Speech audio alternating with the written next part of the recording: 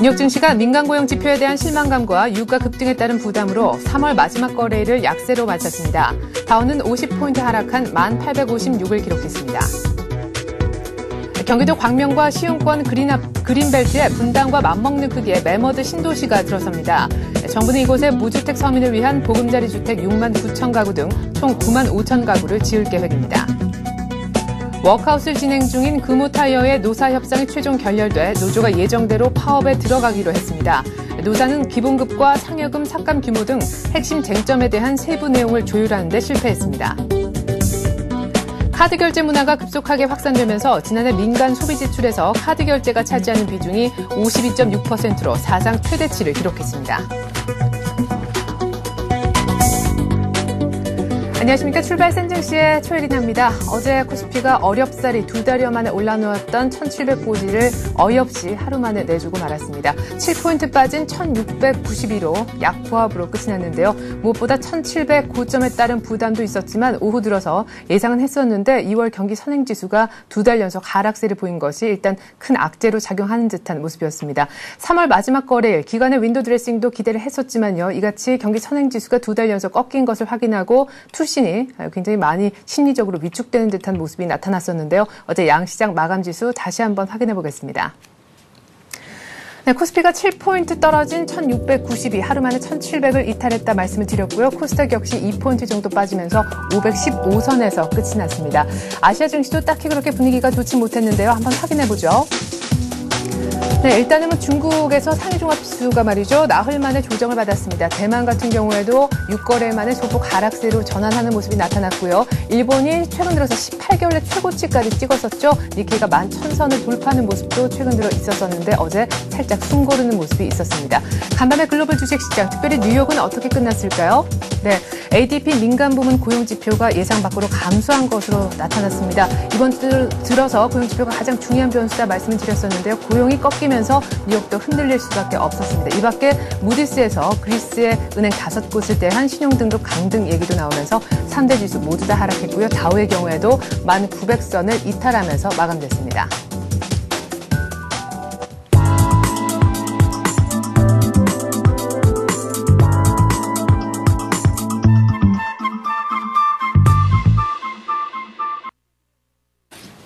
네, 이번엔 뉴스를 바탕으로 해서 특징주, 테마주 알아보는 시간입니다. 뉴스로 보는 투자의 맥. 오늘은 우리투자증권 WMC 지점의 이창욱 과장과 함께합니다. 안녕하세요. 안녕하십니까. 네, 지난주에는 아몰레드주, 또 반도체 장비 업황 확대에 따른 수혜주에 대해서 얘기를 해주셨는데 오늘은 어떤 뉴스로 갖고 테마를 한번 찾아볼까요?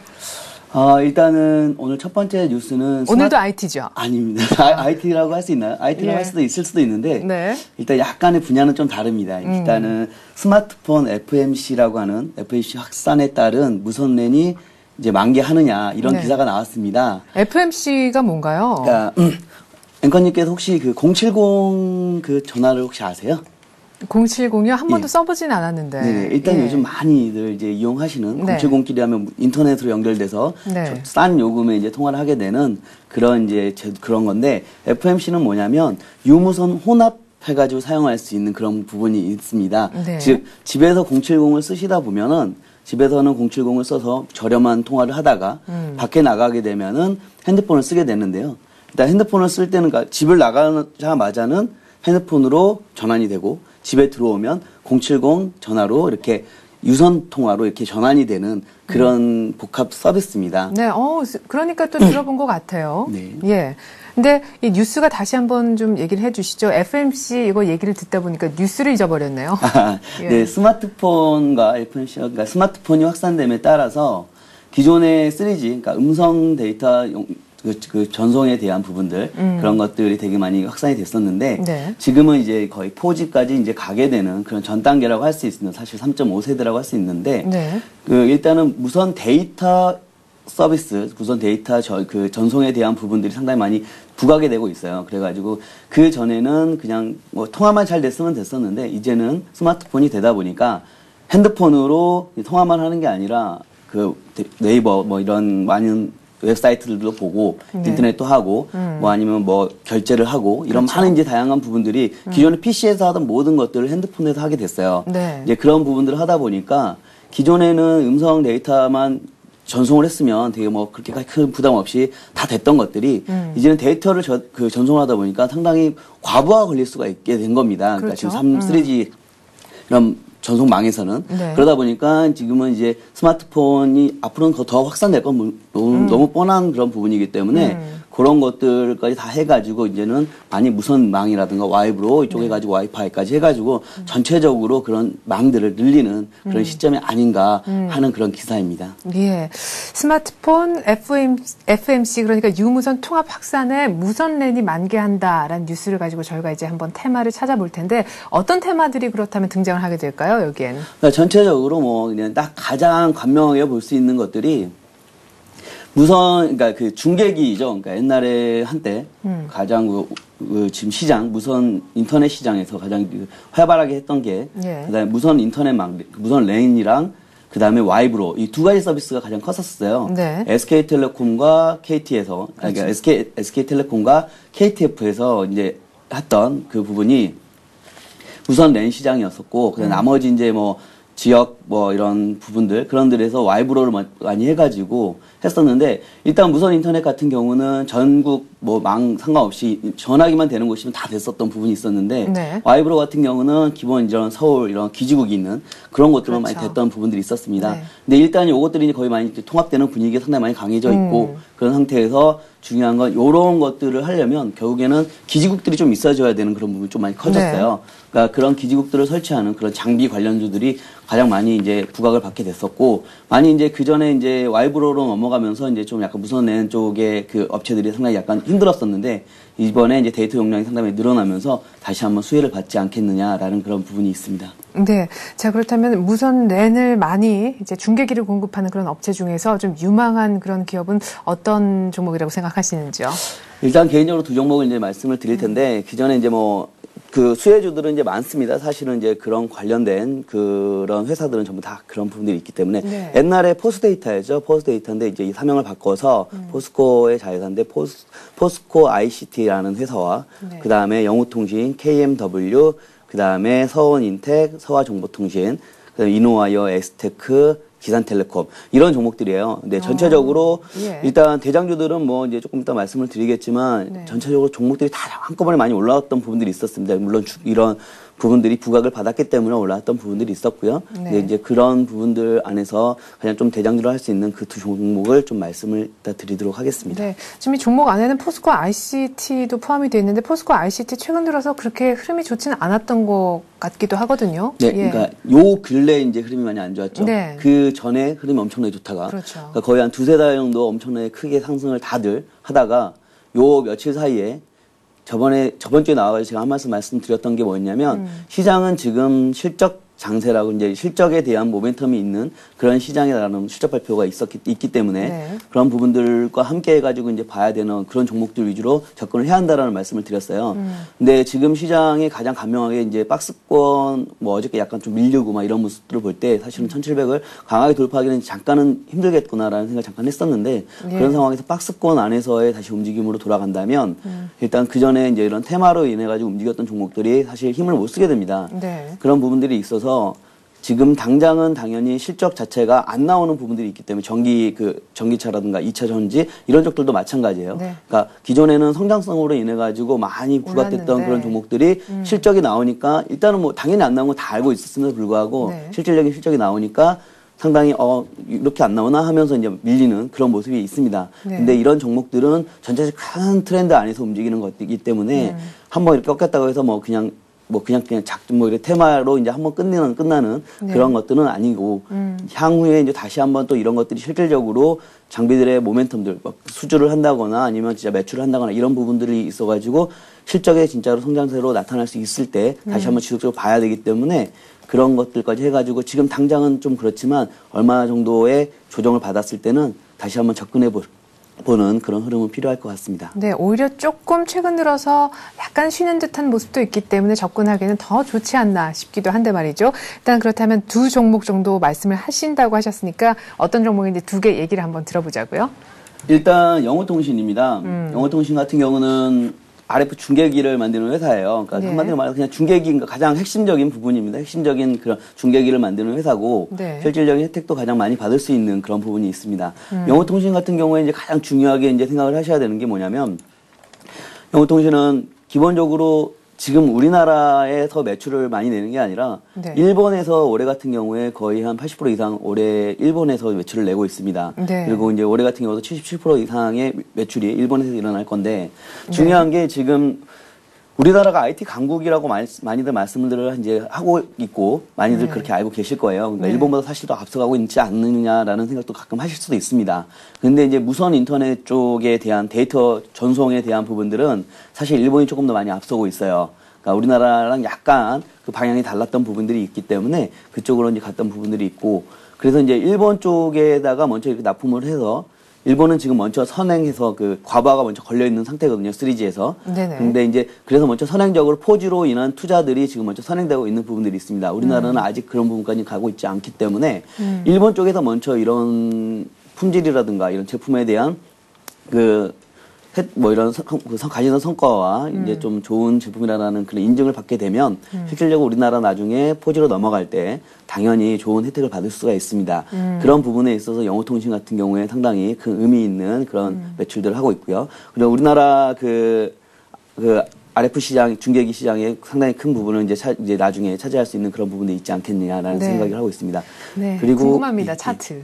차트 잠깐 보기 전에 일단 더 조금만 더 말씀드리면 한 가지 이제 짚고 넘어가셔야 될 게 이제 영어통신 같은 경우에 삼성의 벤더로서 이제 좀 들어가는 부분들이 있어요. 이제 지금 가장 큰 게 인도 쪽입니다. 인도 쪽의 와이브로 와이파이 시장 자체가 지금 이제 열리는데 그거 선정을 하게 돼요. 근데 이게 거의 6조 원 시장 정도 됩니다. 근데 일단 가장 큰 이 중계기 시장이 가장 큰 회사는 지금 삼성전자예요. 사실 잘 모르겠어요. 삼성전자 반도체 만들고 핸드폰 만들고 이런 줄 알고 있는데 이쪽 시장에서도 가장 1등 기업은 삼성입니다. 와이파이 시장에 그런 부분들이 있기 때문에 옛날에 와이파이 삼성전자 포스데이터 지금 포스 ICT인데 그 둘이 더 거의 대부분 다 했었는데 약간 아까 말씀드렸던 것처럼 좀 뒤쳐져 있던 부분들로 인해 가지고 접었었는데 이번에 인도 쪽 시장에서의 만약에 선점이 돼서 들어가게 된다면 정말 큰 혜택을 영어통신이 역시 받을 수 있는 그런 부분들이 있게 됐습니다. 그래서 이미 일본에서 잘 하고 있고 또 삼성의 벤더로서 인도 시장까지도 지금 넘보고 있는 영어통신.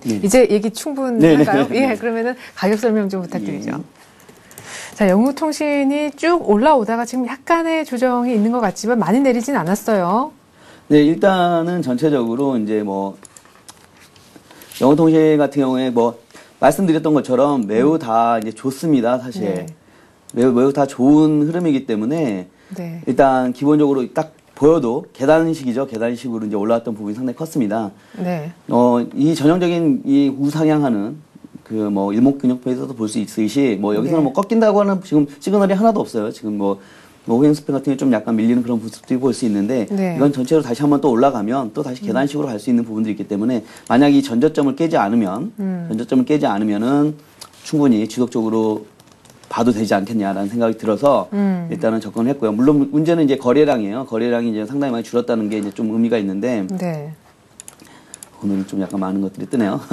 일단 우상향하는 와중에서 이제 이 거래량이 줄었던 것들이 컸는데 일단 이 테마주의 전형적인 모습들 안에서의 빠졌던 그런 것들이기 때문에 지금은 전체적으로 좀 편안한 마음으로 지금 막 급하게 사실 그런 이유는 분명히 없고요. 편안한 마음으로 빠져주면 내가 원하는 가격이 오면 접근해보는 그런 방법이 상당히 좋습니다. 그래서 일단 기본적으로 개인적으로는 한 9,200원 정도 이 정도 수준이죠.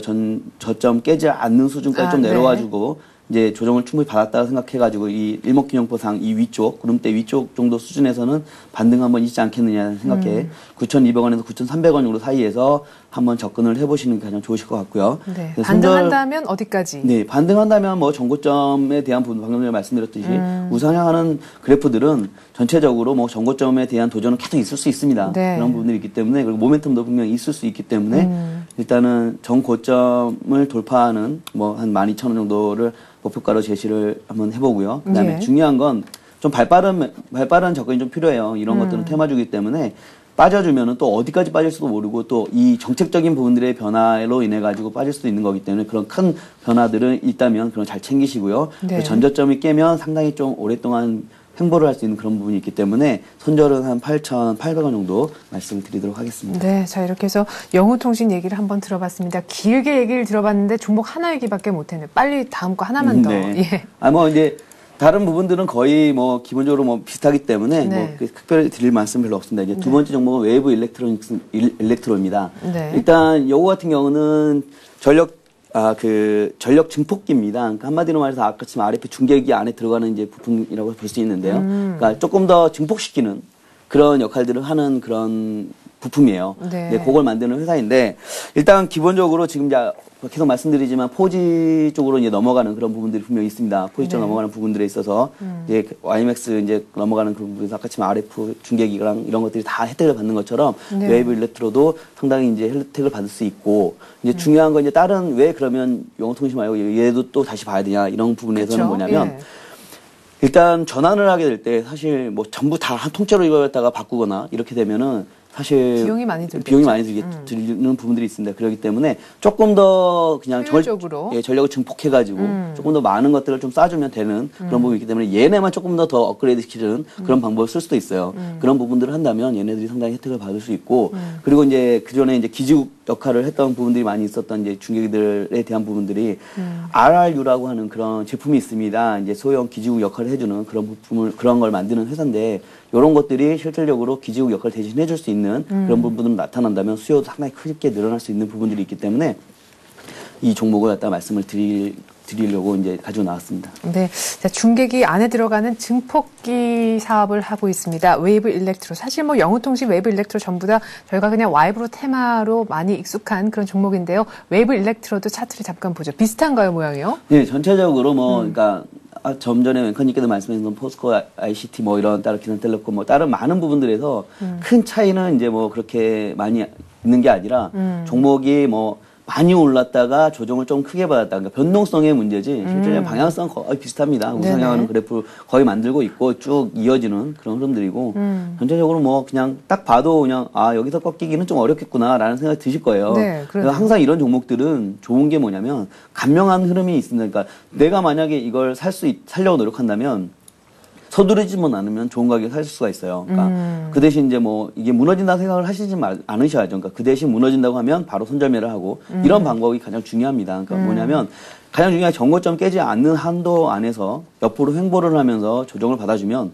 다시 한번 추가 상승을 노려보는 그런 흐름으로 이해하시면 됩니다. 예. 그런데 이제 그 반대로 전저점 깨고 내려가면 그때 만약 손절 못하면 다시 반등을 잠깐이라도 했을 때 그때 손절매를 하셔야 되고 네. 그러니까 미련을 이 회사가 뭐 주중청 뭐 지금 뭐 아래에서 1,900원에서 지금 3,800원 거의 2배가 올라왔는데 네. 이게 뭐 10배 갈 그런 회사라고 보셔도 되겠지만 뭐 그렇게까지 보시는 그런 부분들은 아니라고 생각합니다. 그러니까 뭐냐면 발빠른 대응들, 테마주는 항상 발빠른 대응에 의한 접근들이 필요하고 손절이 중요하겠네요. 그런 매매 패턴들 안에서의 움직임들 방금 말씀하셨던 손절매는 정말 꼭꼭 필요한 챙기셔야 할 부분입니다. 그래서 일단 기본적으로 우상향하는 그래프 안에서 지속 상승할 걸 이제 말씀을 드리고 이번 실적이 나오는 실적 모멘텀이 끝나주면 다시 한번 테마로서 움직임들은 보여줄 수 있기 때문에 그때를 노리면서 천천히 매수를 하시면 될 것 같습니다. 그래서 매수는 이것도 좀 더 밀려주면 3,800원 정도 수준에서 뭐 이렇게 한번 좀 접근을 해보시면 될 것 같고요. 네. 그다음에 이제 만약에 전저점 무너지는 3,600원 정도 수준에서는 뭐 과감하게 좀 손절매. 아까 똑같죠. 뭐 구름대 구름대를 깨지 않는 선 안에서. 네. 뭐 움직여야 되는 그런 부분 당연한 거고요. 예. 그다음 목표가는 정고점이 4,200원 넘어서 4,300원 정도 말씀을 드리도록 하겠습니다. 네. 자, 이렇게 해서 스마트폰 FMC 확산에 무선랜이 만개한다라는 뉴스를 기초로 해서요. 저희가 영후통신 그리고 웨이브 일렉트로 얘기를 한번 들어봤습니다. 이제는 또 다른 뉴스를 바탕으로 그와 관련된 테마를 또 한번 비슷하게 찾아보는 작업을 해보죠. 두 번째 뉴스는 어떤 건가요?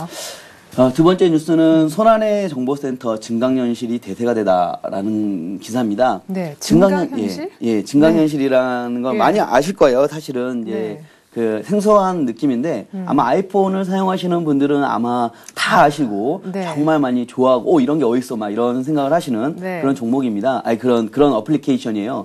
지금 뭐냐면 그 기존의 그 카메라로 이렇게 그 길을 갖다 딱 비치면 그 길이 어딘지를 이 핸드폰이 찾아주는 거죠. 네. 한마디로 그 건물을 딱 찍으면, 핸드폰을 딱 찍으면 그 건물이 무슨 건물인지 알려주는 겁니다. 네. 그러니까 즉 되게 좋은 그런 부분이 있는데 예. 이게 이제 어떤 부분까지 연결되냐면 위치 기반 서비스까지 이제 연결되는 부분들이 있습니다. 그래서 오늘 말씀드릴 건 위치 기반 서비스에 대한 부분을 말씀드리려고 하고 있고요. 이제 일단은 이런 부분들은 정보와 이제는 영상이 결합하는 네. 그런 부분들로 있기 때문에 매우 중요한 앞으로의 시장에서 매우 응용할 수 있는 분야가 상당히 많은 그런 쪽이기 때문에 그렇게 많이 중요하게 좀 접근하시면 될 것 같습니다. 네. 자, 여기 뭐 근처에 있는 커피점을 좀 더 알아보고 싶다 했을 때 카메라로 찍으면 그 주변에 있는 커피점들을 일괄적으로 검색해서 스마트폰 상에서 띄워주는 때문에 위치 기반 서비스와도 이 아이폰의 증강현실은 좀 일맥상통하는 측면이 있다라는 얘기를 해주셨습니다. 최근 들어서 이 위치 기반 서비스 테마도 좀 움직였었던 것 같아요. 네, 움직였다가 또 다시 이제 밀렸던 부분이 상당히 있어요. 네, 최근 들어 테마가 다 테마는 조용하니까. 다 그렇죠. 요즘에 테마주들이 다 전부 이제 그런 거기 때문에 좀 조심은 하셔야 되지만 일단 뭐 네. 나중에 이런 그러니까 말씀을 드리지만 그러니까 상당히 그러니까 뭐 전체적으로 그러니까 그냥 테마를 한 번에 끝나는 그런 것들이 있고 아니면은 이제 계속적으로 향후에 또 다시 이슈를 받을 만한 테마들이 있어요. 네. 그런 뭐 2차 전지나 전기차 이런 것들도 당연히 마찬가지고 그렇죠. 큰 트렌드 안에서 움직인다면 상당히 그런 것들은 접근을 해주셔야 돼요.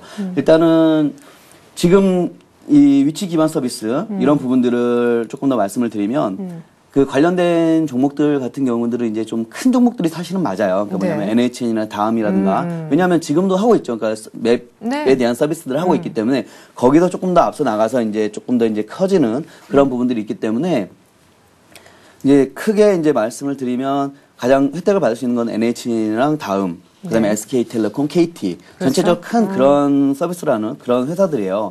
근데 이제 중요한 게 테마주들은 좀 이제 큰 종목들은 워낙 자기들이 하고 있는 그런 다른 또, 예 그런 네. 걸로 인해 가지고 영향을 받기 때문에 이런 테마로 크게 움직이지는 않습니다. 그래서 이제 조금 더 뭐 많이 약간 더 밀접하게 움직이는 종목들을 좀 이제 말씀을 드릴 거예요. 네. 그래서 그게 이제 선도소프트라든가 KTH, 그다음에 네. 비치로시스, 그다음에 인스프리트, 네. 막 이런 것들 예. 이런 종목들이 좀 약간 있습니다. 그래서 그런 종목들 위주로 좀 말씀을 드리도록 하겠습니다. 네, 뭐 선도소프트, KTH, 비트로시스, 인스프리트 이렇게 4가지 종목 정도 작은 종목 테마로서 한번 접근을 해보자라고 하셨는데 그 중에서 역시나 한 2종목 정도만 얘기를 들어볼까요? 네, 일단은 선도소프트입니다. 선도소프트 같은 경우는 이제 그 지리 정보 시스템이라고 해가지고 GIS에 대한 그런 서비스를 해주는 회사예요. 그동안 계속 적자가 좀 폭이 심했었는데 네. 일단은 지금은 사업부 적자 나는 사업부들을 많이 정리를 했고 SI 쪽을 다 정리를 했고 일단은 이제 돈 되는 사업부만 가져가자라는 그런 입장에서 이제 많이 접근들을 하고 있습니다. 근데 네. 이제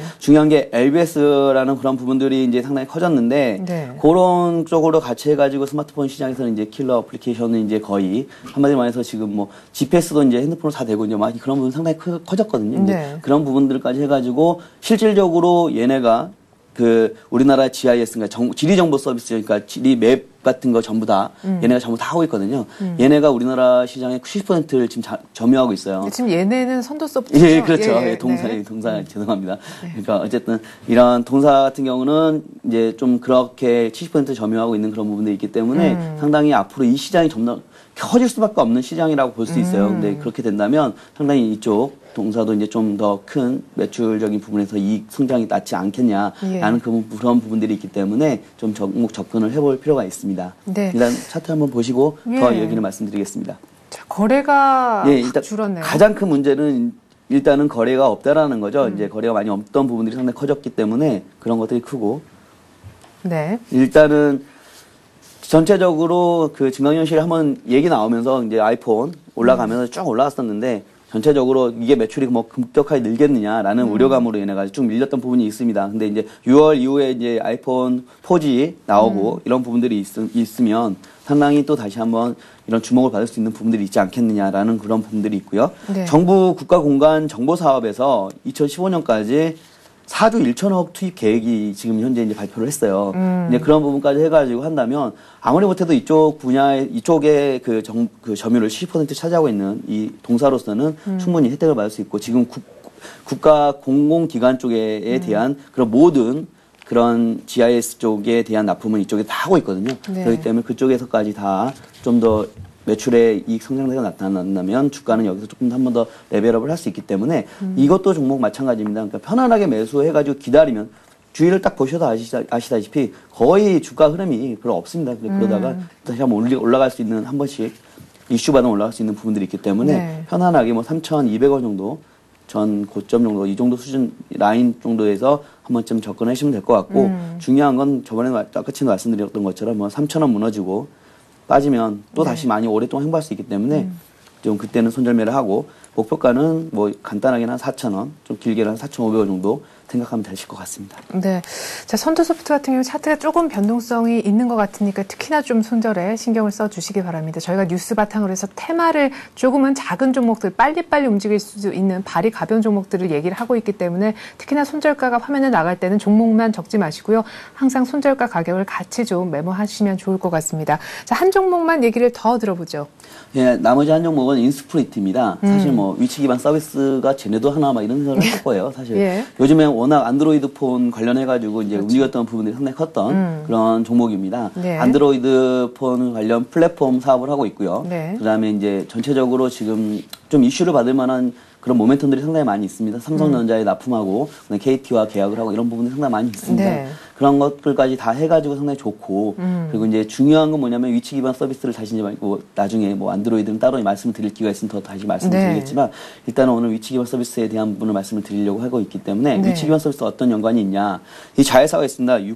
유프레스토라는 자회사가 있는데 네. 이 자회사에서 얘네 증강현실 솔루션인 파머스를 개발했습니다. 그래가지고 요 파머스가 상당히 많이 주목받고 있어요. 그래가지고 이제 요 부분이 가장 어쩌면 가장 큰 수혜주는 이 파머스가 개발하는 유프레스토라는 이 회사일 수 있는데 예. 사실은 근데 이제 워낙 성장을 안 했기 때문에 지금은 이제 좀 이 대신해서 인스프리트를 좀 약간 보시면 될 것 같습니다. 그리고 그 전에 한 번도 관련해가지고 한번 움직인 적이 있어요. 그러니까 시장에서는 좀 이미 알고 있는 그런 부분이 좀 있습니다. 네. 그래서 나중에 위치 기반 서비스에 대한 테마가 다시 한번 움직일 때는 인스프리트도 같이 한번 조금 움직여주지 않겠느냐라는 그런 생각에 종목을 이제 관심으로 좀 두게 되었습니다. 네, 저희가 좀 전에 말씀드렸던 그 증강현실 서비스를 자체를 지금 개발해내고 있는 그런 자회사를 또 갖고 있습니다. 뭐 그렇지 않아도 안드로이드 폰 플랫폼을 만들고 있는 회사이기도 하죠. 인스프리트 뭐 여러 가지 재료를 많이 안고 있어서 오히려 좀 탄탄한 차트가 있지 않을까 싶은데요.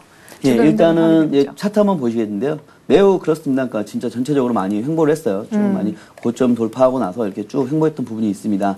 이 횡보를 하게 되면 이제 매우 조심해야 되는 게 올라갈 거냐 내려갈 거냐에 대한 부분입니다. 네. 일단 그렇기 때문에 종목에 대해서 간명하게 접근하시면 될 것 같고 일단 올라간다라는 그런 부분들에서 이제 접근하시면 될 것 같고 뭐 편안하게 매수를 한 5,000원 조금 밀려가지고 전저점 정도 수준에서 5,000원에서 매수하시면 될 것 같고 그 위에서는 분할해서 매수하시면 될 것 같습니다. 매도는 한 4,500원 정도 수준에서는 한 번쯤 크게 이제 밀릴 수 있는 부분이 있기 때문에 매도를 하고 그다음에 목표가는 전체적으로 6,000원 돌파하면서 6,500원 이상 올라가는 네. 그런 모습을 보여줄 것 같습니다. 네.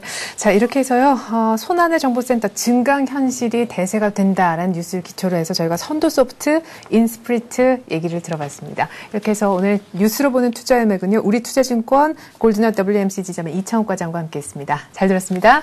감사합니다.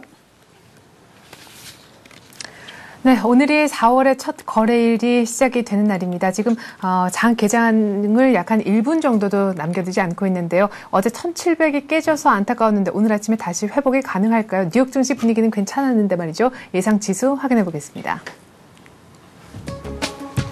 네, 현재 코스피가 강보합 정도에서 출발할 것 같습니다. 1693포인트 정도의 출발이 예상되고 있고요. 코스닥은 역시나 1포인트 나란히 올라서 517포인트 정도에서 출발하지 않을까 싶네요. 자, 삼성전자 어제도 좀 올랐었는데 오늘 추가적인 상승 예고되고 포스코가 그래요. 어제 53만 원을 하회해서 조금 안타까웠었는데 이렇게까지 밀리나 싶었는데 일단 장 초반에는 53만 원부터 회복하고 볼 것 같습니다. 현대차는 어제 이어서 추가적인 하락, KB금융도 어제 금융주 중에서 유일하게 또 플러스 마감을 했었는데 오늘 곧바로 내릴 것 같습니다. 반면에 어제 좀 약했었던 신한지주 쪽에는 매수세가 반대로 좀 들어올 것 같고요. 현대중공업은 어제 이어서 오늘도 역시나 추가적인 상승이 예고가 됩니다. 어제 많이 빠졌었던 LG전자는 아직까지 등락을 알 수 없는 상황이네요.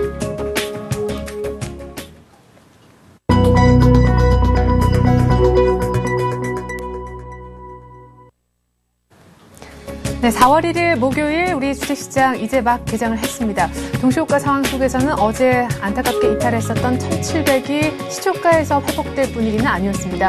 뉴욕 증시도 사실은 소폭 떨어지긴 했었습니다. 뭐 많이는 못 올랐지만 많이 또 떨어진 것도 아니기 때문에 글쎄요, 뉴욕 증시 영향이 그렇게 크지는 않을 것 같습니다. 그런 가운데 오늘 강보합 정도의 출발이 양시장 모두 예고가 됐었는데 말이죠. 1700 오늘 장중이나 혹은 종가에 가능할는지 모르겠습니다. 일단 좀 조용한 출발이 예고가 되고 있는데요. 시초가 분석해드리겠습니다. 네, 현재 코스피가 2포인트 뛴 1695포인트 정도로 1700에 5포인트 정도 남겨둔 채로 좀 다가서면서 그래도 출발하고 있고요. 코스닥도 1포인트가량 올라서 516포인트에서 출발을 하고 있습니다. 자, 시가총액 상위 종목들 흐름 한번 보자고요. 어제 삼성전자와 하이닉스가 동반 올랐었는데 오늘도 역시 비슷한 흐름입니다. 와, 하이닉스 이렇게 하다가 3만 원 갈 것 같습니다. 27,050원에 장 열리면서 1.3% 또 오릅니다. 자, 삼성전자가 82만 5천 원까지 0.8% 상승을 하고 있고요. 포스코가 동시호가 상황에서 53만 원 회복이 예고가 됐었는데 실제로 53만 1천 원 정도로 일단은 53만 원 회복하고 있습니다. 현대차가 또 다시 조금씩 미끄러지는 분위기예요. 오늘도 0.4% 더 빠지면서 11만 5천 원까지 일단은 내려오는 모습이고요. KB금융 어제 유일하게 올랐었다가 0.5% 매물 나오고 신한지주는 반대로 0.5%가량 매수세 받고 있습니다. 이제 현대중공업이 올해 수주 목표 추가 달성할 수 있다 이런 얘기가 나오면서 어제 올랐었는데 오늘 추가적으로 조금 더 오릅니다. LG전자가 어제 2% 꽤 제법의 낙폭이 있었는데요. 빠르게 좀 반등을 하고 있는데 한 반 정도 오늘 아침에 회복을 하고 있네요. 11만 6천 원까지는 올라가 보고 있습니다. 현대모비스가 2% 낙폭이 있었는데 LG전자는 빠르게 반등을 하는 반면에 모비스는 또 조용하다라는 거. 역시나 자동차보다는 IT 쪽이 낙폭이 있어도 회복은 더 빠르지 않나 싶습니다. LG디스플레이는 어제 이어서 오늘도 상승세입니다. 4만 원 넘기면서 4만 100원의 거래가 이루어지고 있습니다. SK텔레콤 오늘은 플러스고요. 삼성전자 우선주가 어제 좀 재밌었죠. 거의 장중한 때 신고가까지 갔었다가 경계 매물 나오면서 2%까지 하락 마감하고 말았었는데 오늘 조금 더 오릅니다. 54만 2천 원 찍고 있네요. 자, 오늘 KT, SK텔레콤 동반 상승하고 있고요. 신세계도 1% 가까운 상승, 기아차도 또 소폭 매수세를 좀 받습니다. 현대차와 기아차의 모습이 오늘도 또 다르게 전개가 된다는 게 참 재미있는 부분이고 두산중공업, 삼성물산, 롯데쇼핑 모두 약한 가운데 신세계는 또 좀 요즘에 롯데쇼핑과는 행보가 다르죠. 재료도 좀 다르게 안고 있습니다.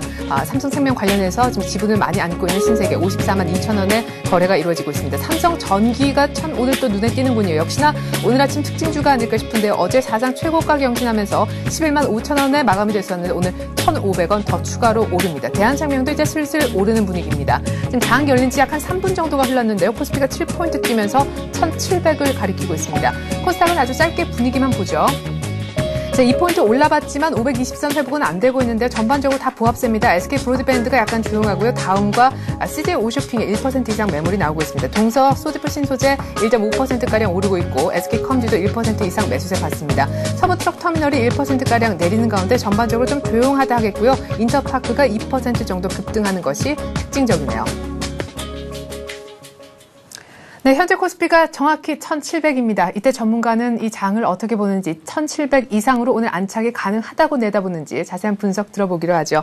우리 투자증권의 이경민 연구원 불러보겠습니다. 안녕하세요. 예, 안녕하십니까. 네, 그래도 딱 1,700, 아이고 지금 1,699인데요. 네. 빠르게 회복을 하네요. 예, 지금 장 초반 강보권에서 시작했던 코스피가 외국인 매수의 장 초반부터 외국인 매수에 힘입어 꾸준한 상승 흐름을 보이고 있는데요. 네. 외국인이 지금 현재 154억을 매수하고 있습니다. 근데 그 중에서 153억 원이 전기전자 업종에 집중되면서 IT 관련주들이 상승 탄력을 강화하면서 시장은 좀 더 상승 흐름을 이어가고 있는데요. 이에 반해서 이와 함께 코스닥 또한 2포인트 넘게 상승하면서 0.5% 가까이 상승하고 있습니다. 코스닥에서도 외국인 매수세가 유입되면서 시장은 긍정적인 흐름이 진행되고 있는 모습이 나타나고 있습니다. 선물 시장에서도 꾸준한 상승 흐름을 보이면서 현재로서는 223.6포인트를 기록하고 있고요. 종목별을 본다면은 삼성전자 그리고 하이닉스, LG 디스플레이 등 IT 관련주들이 긍정적인 흐름을 나타내고 있습니다. 특히 하이닉스 같은 경우는 2% 가까이 상승하면서 시장을 주도하고 있는 것으로 나타나고 있습니다. 반면 지금까지 상승 탄력이 강했던 자동차 관련주들은 좀 소폭 약세를 보이면서 최근 들어서 좀 자리바꿈을 하는 모습이 나타나고 있는데 IT 자동차 모두 긍정적인 뷰를 가지실 필요가 있겠습니다. 네, 자 IT가 조금은 좀 약하지만 역시나 외국인들의 IT 사랑은 오늘 아침에도 확인이 되고 있고 특별히 하이닉스는 2% 이상 뛰면서 거의 특징주로 보여진다라는 말씀이셨습니다. 어제 우리 증시가 그렇다면 이렇게 잘 갈 수 있었는데 1700을 왜 뺏겼느냐 생각을 해봤을 때 역시 그 중심에는 경기 선행지수의 2개월 연속 둔화 하락세가 있지 않았나 싶습니다. 어제 이것 때문에 꺾였고 이것 때문에 앞으로 조금 우리 증시가 걱정된다라고 우려하시는 분들도 계실 텐데 어떻게 생각하시는지요? 지금 현재 경기 선행지수가 2개월 연속 하락한 것은 사실입니다. 그런 면에서 보자면은 뭐 경기 모멘텀 둔화가 가시화되고 있는 것이 보이는데요. 그럼에도 불구하고 지금 현재 경기 2월 산업 생산을 보면은 전년 동월 대비 증가폭은 좀 축소했지만 전월 대비로는 개선폭이 확대되면서 경기 회복 모멘텀 둔화에 대한 우려를 좀 완화시켜주고 있는 모습이 나타나고 있고요. 더 경기 동행지수도 12개월 연속 상승세 흐름을 이어갔습니다. 이런 모습을 보자면은 선행지수 하락이 경기 순환, 그러니까 경기 상승 사이클에서 나타나는 단기 조정인 만큼 선행지수 하락세가 오래 지속될 가능성은 낮아 보입니다. 경기 하락 선행지수가 2개월 연속 하락했다는 것은 경기 모멘텀 둔화라는 측면이지 경기 모멘텀이 약화되는 모습이 아니기 때문에 주식시장에도 미칠 영향은 좀 제한적일 것으로 보이고요. 수출, 소비, 투자 등 경기 회복세가 지속되고 있는 만큼 경기 선행지수의 저점은 그렇게 오래 걸리지는 않을 것으로 예상되고 있습니다. 네, 국내 경기 선행지수 둔화에 대해서 크게 걱정할 시점은 아니다라는 말씀이셨는데 그렇다면 오늘 아침 분위기로 봤을 때는요. 이제 4월 들어섰습니다. 이제 뭐 중반 들면은 이제 드디어 1분기 실적이 가시화되게 될 텐데 오늘 아침 흐름을 봐도 그렇고 수급을 봐도 그렇고 지금 역시 중심은 IT다 하는 생각이 드는데요. 문제는 IT가 1분기까지만 실적이 괜찮고 2분기부터는 또 꺾인다는 이런 얘기가 있더라고요. 네네. IT 봐야 됩니까?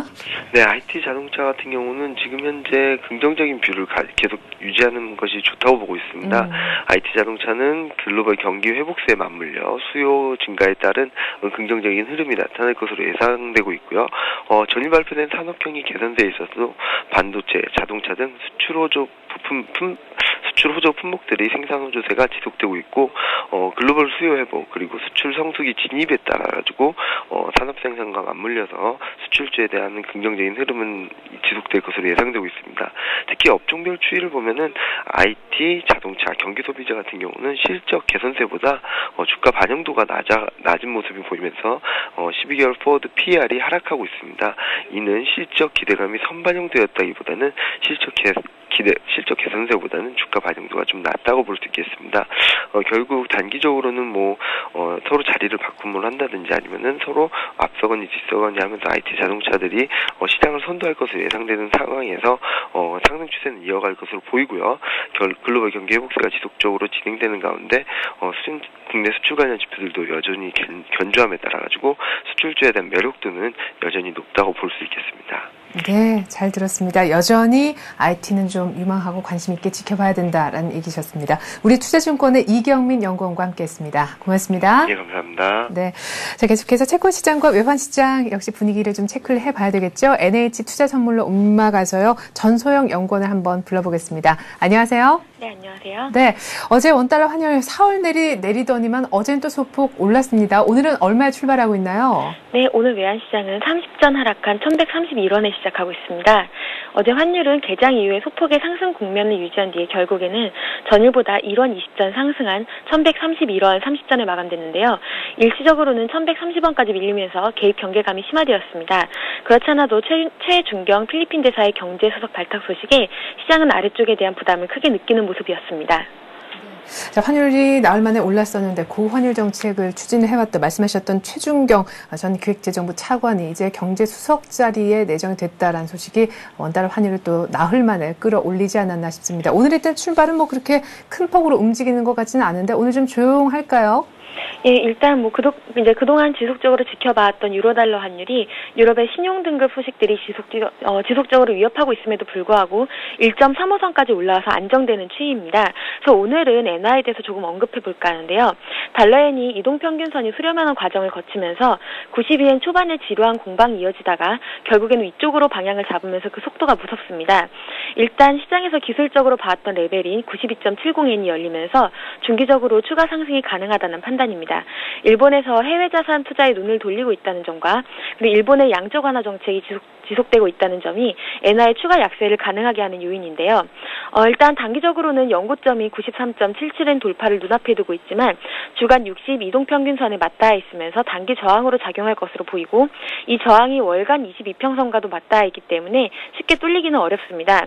하지만 이 레벨을 뚫어낸다면 96엔 수준까지도 열어두셔야 될 것으로 보이고요. 오늘 원화는 엔이나 달러 약세의 숏마인드가 나올 수 있고 기술적으로도 5일이나 20일 이평선 저항을 쉽게 뚫고 올라오지 못하겠지만 배당금 수요나 개입 경계감 등으로 1130원을 뚫고 내려가기도 쉽지 않아 1126원에서 1133원 사이에서 거래가 될 것으로 예상이 됩니다. 네, 지금까지는 유로 환율 보면서 유로화 약세가 변수였는데 이제는 또 엔화 약세가 또다시 우리 원달러 환율의 변수가 될 수 있겠다라는 얘기 한번 들어봤습니다. 한편 어제 채권 시장은 재미있는 2월 산업 생산 결과에 따라서 오래간만에 다시 강세의 모습을 보였던 것 같아요. 네, 어제 채권 시장은 회계연도 말 윈도 드레싱과 저평 재료 그리고 산업 생산이라는 강세 요인과 통화정책 보고서라는 약세 요인이 혼재하면서 스윙 장세를 연출했습니다. 어제 국고 3년물은 1bp 하락한 3.89%, 국채 선물은 8틱 상승한 110.50으로 마감했습니다. 그리고 오늘 국채 선물은 외국인이 매도 우위를 보이는 가운데 6틱 상승한 110.56에 시작하고 있습니다. 네. 자, 일단은 2월 산업 생산 결과는 저희가 확인을 해 보았고요. 때문에 채권 시장은 강세로 또 오래간만에 어제 장을 끝낼 수가 있었습니다. 그런데 오늘은 또 소비자 물가 지수가 나오지 않습니까? 이제 월말 월초라 많은 경제 지표에 또 휘둘릴 것 같은데요. 네, 이제 월말 월초를 맞아서 채권 시장이 아무래도 경제지표 발표에 관심이 갈 수밖에 없습니다. 오늘은 소비자 물가가 발표가 되는 날인데요. 3월 국제 유가가 80달러 수준에서 비교적인 안정된 흐름을 보이고 있기 때문에 시장 예상이 크게 어긋날 것 같지는 않습니다. 오늘은 김중수 한은 총재의 취임식이 있는데요. 어제 대통령의 글로벌 공제에 힘쓰라는 주문에 긍정적인 답을 한 것으로 알려져 있고요. 오늘 취임사를 통해서 새로운 한은 총재의 기본 스탠스를 파악하는 것이 필요하다는 판단입니다. 오늘 채권 시장은 현물은 새로운 박스권에서의 흐름이 이어지겠지만 선물은 저평이 40틱 이상 벌어지면서 저평 플레이 수요가 나오면서 시장이 상승 흐름을 보일 것으로 예상됩니다. 네, 잘 들었습니다. 이렇게 해서 오늘 외환 시장 그리고 채권 시장 분석은요. NH 투자선물에 있는 전소영 연구원께서 해주셨습니다. 잘 들었습니다. 네, 감사합니다.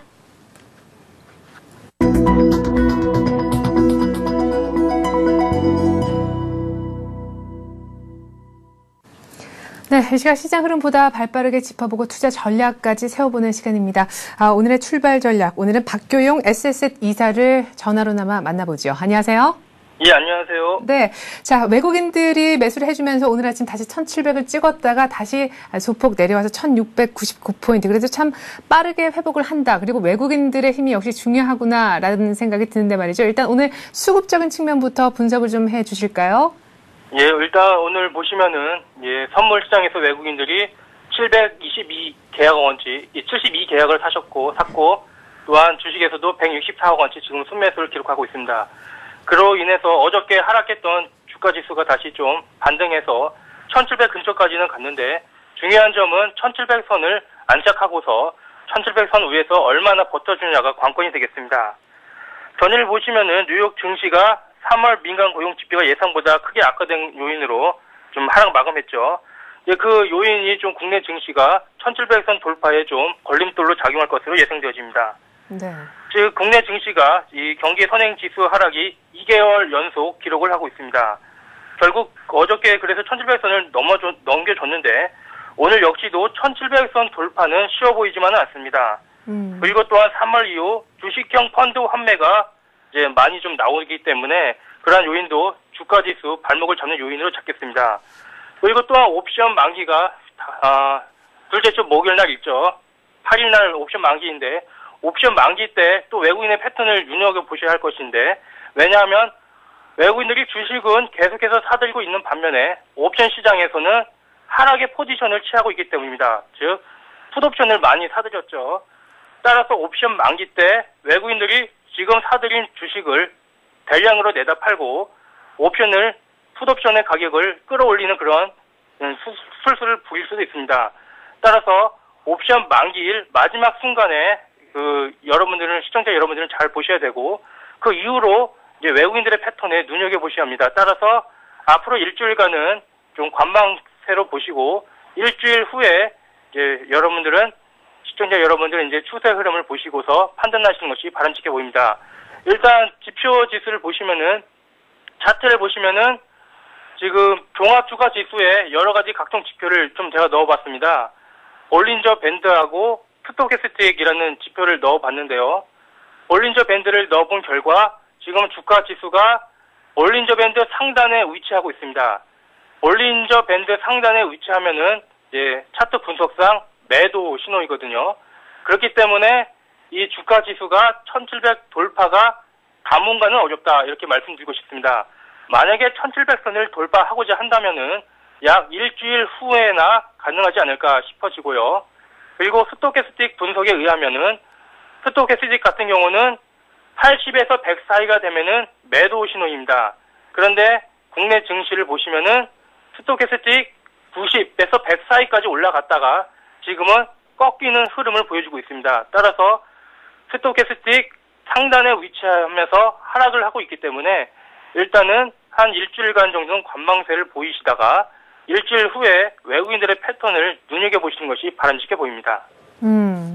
지금 볼린저 밴드나 스토캐스틱이나 기술적으로 분석했을 때도 1700 훌쩍 뛰어넘기는 쉽지 않아 보인다라는 얘기를 하셨었고요. 또 옵션 만기일도 지금 앞둔 상황에서 외국인들의 풋옵션 하방으로 잡고 있는 포지션이 지금 조금은 변수가 될 수 있기 때문에 오히려 이번 주는 관망하고 다음 주에 외국인 수급 보면서 조금 움직여보자라는 말씀이신데 이제 4월입니다. 그래서 실적 시즌에 거의 들어왔기 때문에 사실 실적이 발표되고 그날부터 이후로는 오히려 빠지지 않습니까? 그 전에 선침해, 오히려 이제 1분기 실적보다 2분기 실적까지도 고려를 해서 선침해를 해야 된다 이런 얘기가 있는데 이번 주 일주일 쉬면은 너무 늦어지는 거 아니겠습니까? 그렇다고 너무 걱정하실 필요가 없는 것이 네. 예, 지금 시세에서는 어차피 사봤자 뭐 크게 오르기가 힘듭니다. 어차피 지금 상황에서는 단기적으로 좀 임하시고 일주일 후에 확실히 추세를 확인하고 사시는 것이 장기적인 측면에서는 바람직해 보입니다. 네. 그럼 지금 추세 같아서는 말이죠. 외국인들이 지금까지 그리고 오늘도 계속해서 사왔었던 IT에 대한 믿음을 이번 일주일 안에 버릴 것 같지는 않단 말이죠. 물론 외국인들이 이렇게 계속 주식을 사들고 있는데요. 특히 지금 보시면은 뭐 하이닉스라든가 삼성전자 같은 업종들을 이제 많이 사들고 있는데요. 그 옵션 만기 때 보면은 이렇게 외국인들이 과거의 동향을 보면은 잔뜩 사들였다가 만기 때 옵션 만기 그 장 마감하면서 대량으로 쏟아내면서 뭐 지수가 막 3% 막 4%씩 한 번에 빠지는 경우를 많이 보았습니다. 그렇기 때문에 외국인들의 그 옵션 파생 시장을 이용해서 어떠한 행동을 취할지 모르기 때문에 그러한 폭탄의 우려가 있기 때문에 좀 지금 사는 것은 좀 위험을 부담해야 한다는 그런 생각이 듭니다. 네. 그럼 하이닉스나 삼성전기 정말 너무너무 늦더라도 사고 싶다라고 생각하시는 분들은 다음 주 초반 정도를 노려보면 오히려 좋은 가격을 만날 수도 있겠네요. 예, 그렇죠. 지금 물론 이제 뭐 사고 싶으신 분들은 뭐 사시겠지만 네. 제가 말씀드리고 싶은 거는 지금 산다고 하더라도 크게 이익을 보기는 어렵습니다. 네. 잘해야 뭐 1700 그 초반 정도까지밖에 올라가기가 힘들기 때문에 근데 문제는 잘못될 경우에는 조금 벌려고 했다가 아주 큰 손실을 볼 수 있기 때문에 일단 일주일 정도는 미련 없이 좀 관망하는 것이 좋을 것 같습니다. 네.